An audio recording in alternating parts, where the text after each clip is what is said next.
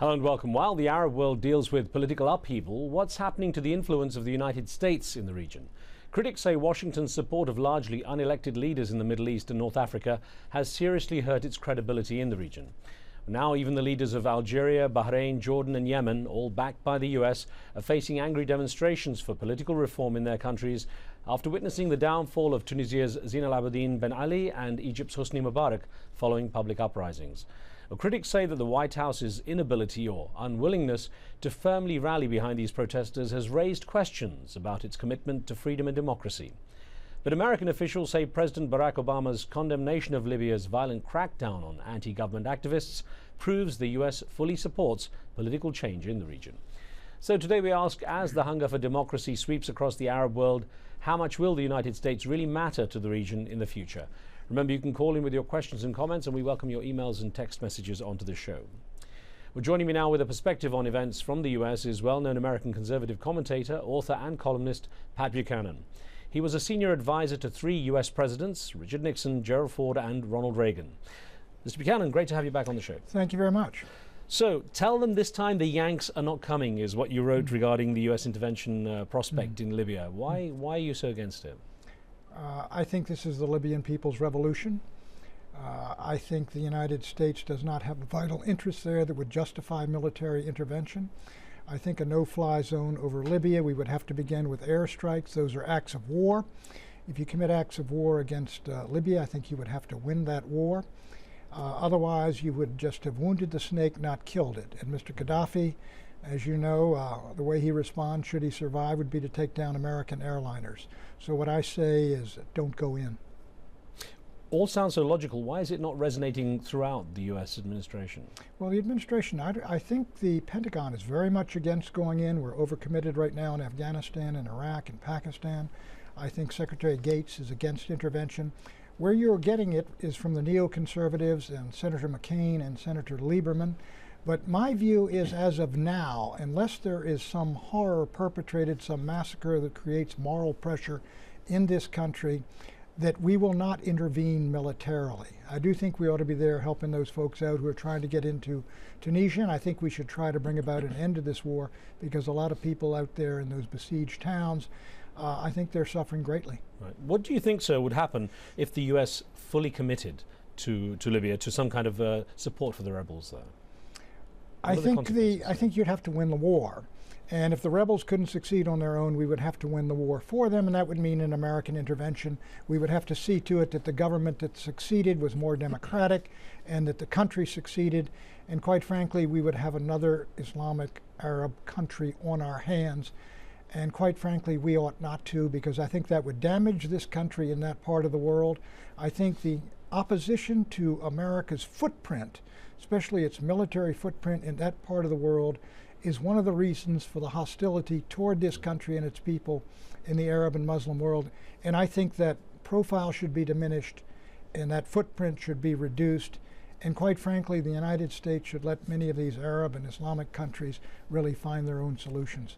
Well, so when President Barack Obama spoke out about the unrest and fighting in Libya, he made it very clear that all possibilities are being considered. Here's what he had to say. I want to send a very clear message to those who are around Colonel Gaddafi. It is their choice to make how they operate moving forward, and they will be held accountable for whatever violence continues to take place there. In the meantime, we've got NATO, as we speak, consulting in Brussels around a wide range of potential options, including potential military options, in response to the violence that continues to take place inside of Libya. So I wonder, what if the US is dragged into a third campaign? Can it afford to even foot the bill? I mean, with the economic mess that we have here? That's classic gunboat diplomacy there. What the president is saying, he's telling the men around Gaddafi, look, make a choice. Your future is secure if you do not participate in a massacre of the Libyan people or a continuation of this war. And I think the mention of NATO is just a suggestion that we're over the horizon. I don't believe the president wants to intervene militarily. We don't have the forces now. We don't have the forces there to intervene successfully. So I think he's basically rattling the saber, and he would like to see this ended. Can we afford another intervention and occupation? The answer to that is no. Secretary Gates, you may have heard him when he spoke at West Point. He said, any defense minister of this country who tells a future president we ought to get involved in a land war in Asia, the Middle East, or Africa ought to have his head examined, in the eloquent words of General Douglas MacArthur, who was one of my heroes. Well, sir, we've got a caller on the line from California. James has been waiting patiently. Go ahead, James. Hello, thank you for taking my call. Pleasure. First of all, I'd like to touch on what Mr. Buchanan had said about the neoconservatives. He had an excellent article for his American conservative publication titled "Whose War?" about how the neoconservatives pushed us into the Iraq quagmire to secure actually to secure the realm for Israel. And now these same neoconservatives, Richard Pearl and company, are pushing us to go into Libya. And I wanted to ask Mr. Buchanan, could that be what our mutual friend Stephen Snagosky, who has written the Transparent Cabal book about those neoconservatives, are they trying to set us up for a confrontation with Iran? And it's very concerning. Thank you very much for your time. All right. Well, there's no doubt the neoconservatives would like the United States to launch a preemptive strike on Iran. They have failed to do that thus far. The neoconservatives are pushing for a no-fly zone over Libya. But as I said, once you start up that staircase, you've got to go all the way to the top, because you have to first take out their radars, their missile defenses, their air defenses, and you got to do that with bombs. And when you bomb a country, you're attacking it, and that's an act of war. But the neoconservatives, I do not know that they are going to succeed this time. I think the push toward a no-fly zone was stronger 10 days ago than it is now.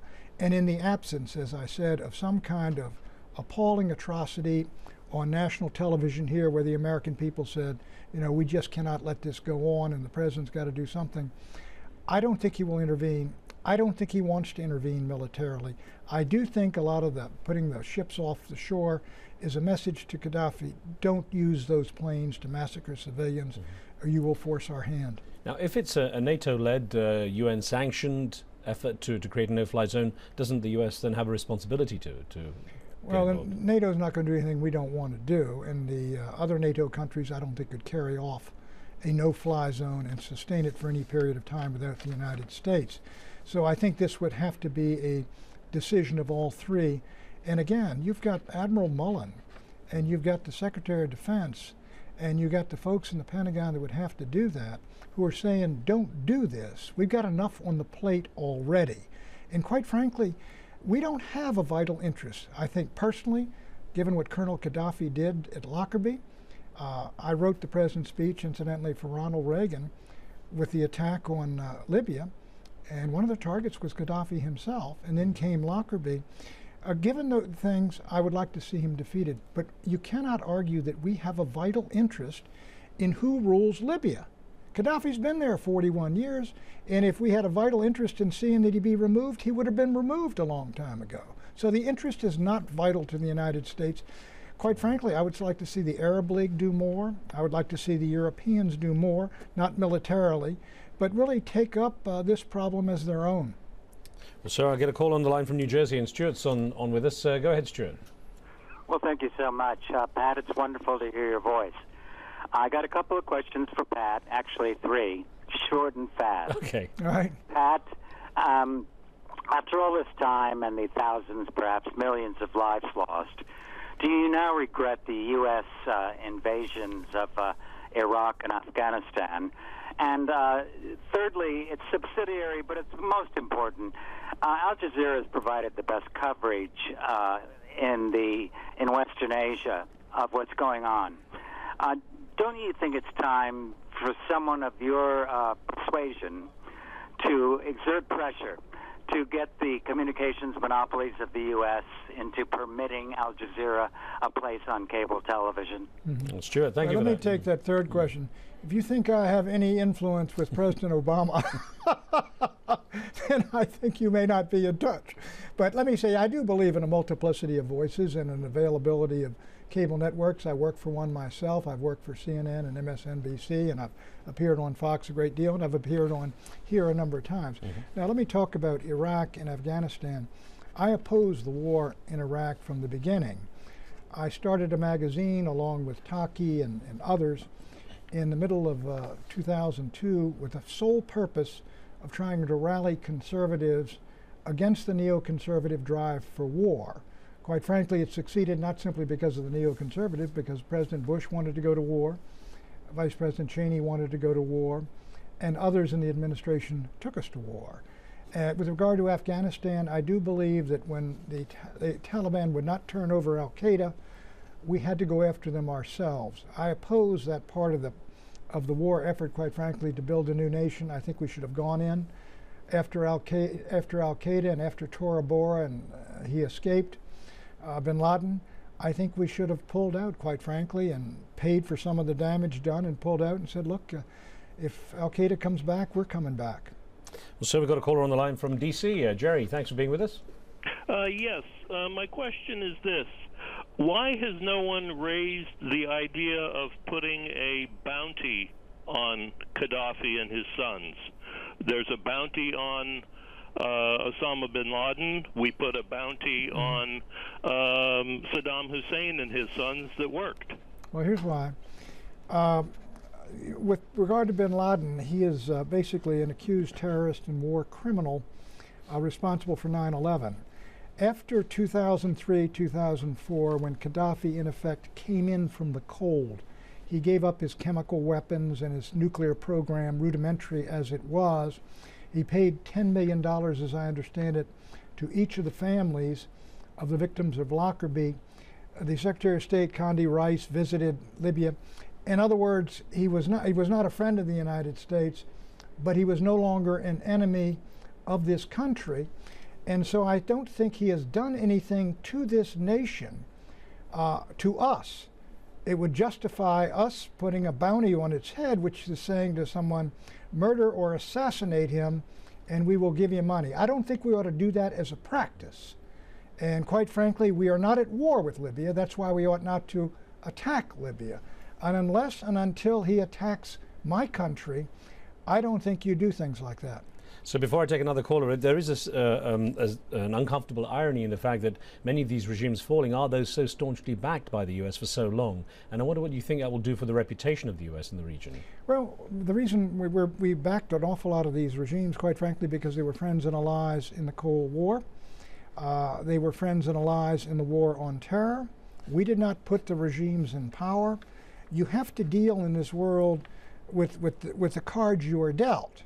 I mean, the Saudi monarchy was in existence long before George W. Bush and Barack Obama arrived, and they have been a good friend in a lot of ways in OPEC and in the war on terror, and a lot of people disagree about OPEC. But the point is, what are we supposed to do? Are we supposed to foment revolutions against every autocratic country or regime in the world? I mean, half the regimes in the United Nations are non-democratic. And we got to deal with those regimes, but I don't think that means the United States is responsible for putting them in power or responsible for their policies. Now, the president's got a very tough situation because very often American interests conflict with American ideals in this world. I was with the Reagan in the Cold War. We preferred Pinochet to Allende. I mean, when I was with Nixon. And the reason we did is that Allende was moving toward Cuba in the Cold War, which was the war in which we were engaged, whereas General Pinochet, even though he seized power, was an ally in that war. And I think you got to answer for what you do, but there are reasons why you do it. But I don't think it's fair to blame the United States simply because we deal with regimes that are in power across the Arab world and the Islamic world. How many democracies are there over there? Should we not deal with all those countries if they're not democratic? Well, let's get a call in from Curtis in Virginia, because I know the phones are ringing hot today. So go ahead, Curtis. Well, just to piggyback, Riz, on what you were saying earlier and what Pat was alluding to, our support in the Middle East, it kind of mirrors, it's kind of the sense of hypocrisy that's there. It's kind of like the Soviet Union saying they supported solidarity in Poland, or they supported the revolution in Czechoslovakia. We put these individuals, they're in our satellites. We put these people in power. We support them militarily. We support them financially. They come train in the United States. They're top generals. And then we say, oh, well, you know, when it doesn't come against us, maybe we shouldn't support these people. So what would Pat say about that? Yeah, I think you're getting at the fact that these weren't put into power by the U.S. No, and let me say this. I disagree with the administration. George W. Bush called for elections in Egypt, elections in Lebanon, and elections in the West Bank and Gaza. When Hamas won that election in the West Bank and Gaza, I argued that we ought to not cut relations with them. We ought to recognize them as long as they maintained a truce with Israel, because they had won a democratic election. We might not like who won, but I think we should have been consistent with our principles. The same with Hezbollah. Look, I was in China with Richard Nixon, writing toasts to Mao Zedong, who 20 years earlier was torturing American prisoners of war.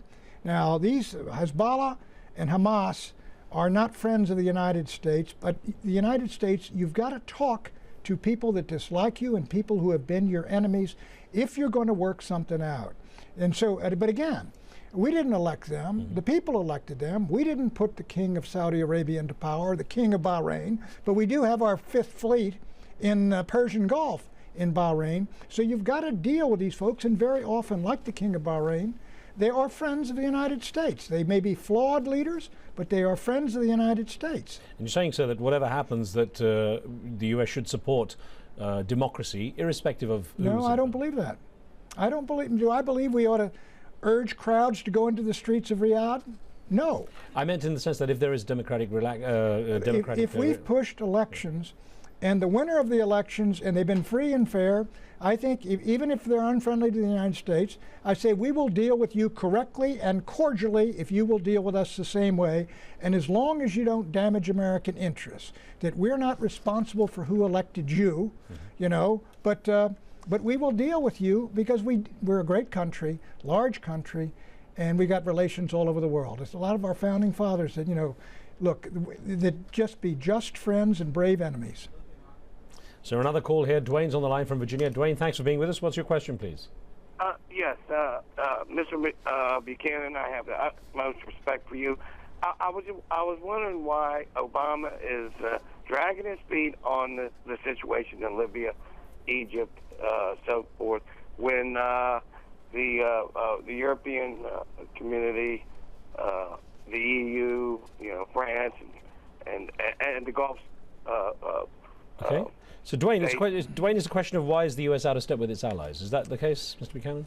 I think there's no doubt the Allies were ahead of us. Certainly, if you take the Turks, they told Erdogan, Prime Minister Erdogan, President Erdogan, the Prime Minister, excuse me, he told Mubarak, get out after 1 week. He said the country doesn't want you.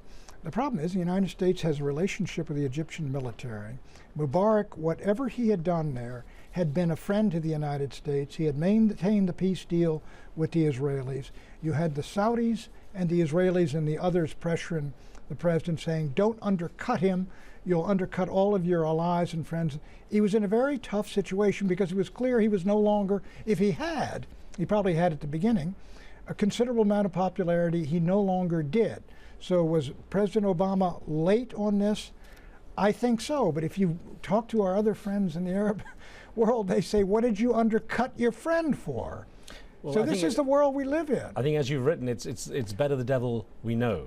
Sometimes it's better the devil we know than the devil we don't know. We found that out in Iran. We found that out in Nicaragua. Somoza is gone. I don't like to use the term, but that's what FDR said. He may be a son of a, but he's our son of a.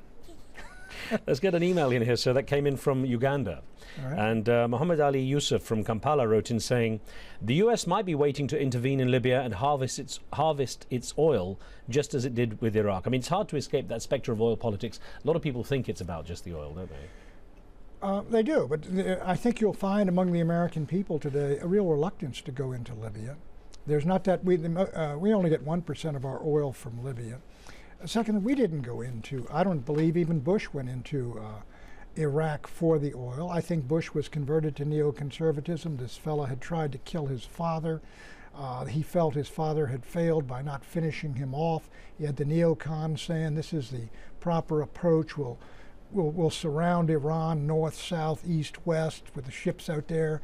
It was mainly geostrategic, I think. And the idea that, quite frankly, that the Americans, once we went in there, that we would have preemptive rights to the oil, sure, that's probably there too. Also to maintain the flow of oil through the Gulf. But you know, I've stepped back, and the United States I think we're on our way out of the Middle East. I really believe that. You take a look at Hezbollah, take a look at the overthrow and the problems that pro-American right or pro-American dictators have. We're leaving Iraq. I think we're going to be leaving Afghanistan. And I don't think that's altogether a bad thing. And then you look at what is really the only vital strategic interest of NATO in the West. It is that the oil be allowed to flow freely through the Persian Gulf. I think Saudi Arabia has an interest in that, Iraq does, Kuwait does, even Iran does. I think that is the only cause for which you go to military action again in that part of the world if you're talking about a major war. So we've got a caller, we can squeeze him. Sid from DC. Sid, go ahead. Good afternoon. I firmly believe that the reason why the West has not clearly enunciated a position or even stated a position is because they're waiting on Israel to tell them what to say. Israel's been unusually quiet through this whole awakening process, and I believe that's why the West has not been able to say anything that means anything. Thank you. All right, your thoughts on that, sir? Well, I think the Israelis are deeply apprehensive over what is taking place, because even though what appears to be a democracy movement means that regimes are going to come to power all through this part of the world, and they're going to influence power which are much more responsive to the will and desires of the people, which means they're going to be more Islamic in character, I think. They're going to be much more hostile to Israel, especially with regard to Egypt.